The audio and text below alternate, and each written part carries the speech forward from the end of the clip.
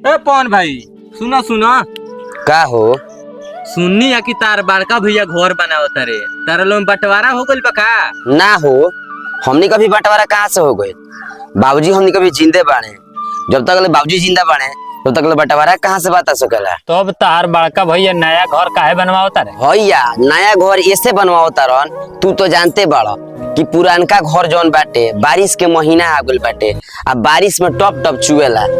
ऐसे बड़का भैया नया घर बनवावता रहन कि हमनी के पूरा परिवार मिलके नयके घर में रहम सब। बबुआ नया घर अपना खातिर बनावत रे, तारा खातिर ना। बबुआ अभियो से चेत बबुआ उ तार अपन भाई ना हो, उ सौतेला भाई हो। एगो समय आई नु कि तोहरो के तारा बापो के घर में से निकाल दी, केवनो परिवार के ना रहे दी। अपन सही कहता रे, अभियो से टाइम बा, बंटवारा करा लो ना तो बाबूजी के मारला के बाद तारा कुछ मिली ना।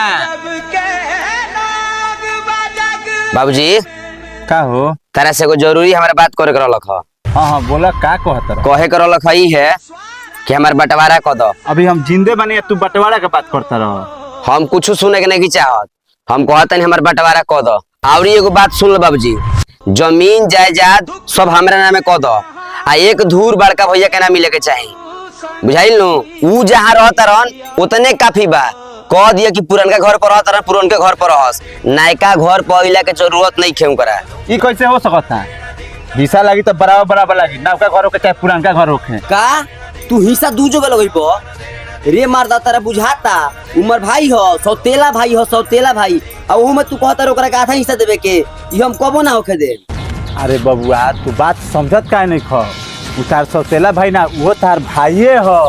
बाबूजी का हाल भइल बा हो? देखो ना बबुआ, छोटका बंटवारा के बात करता।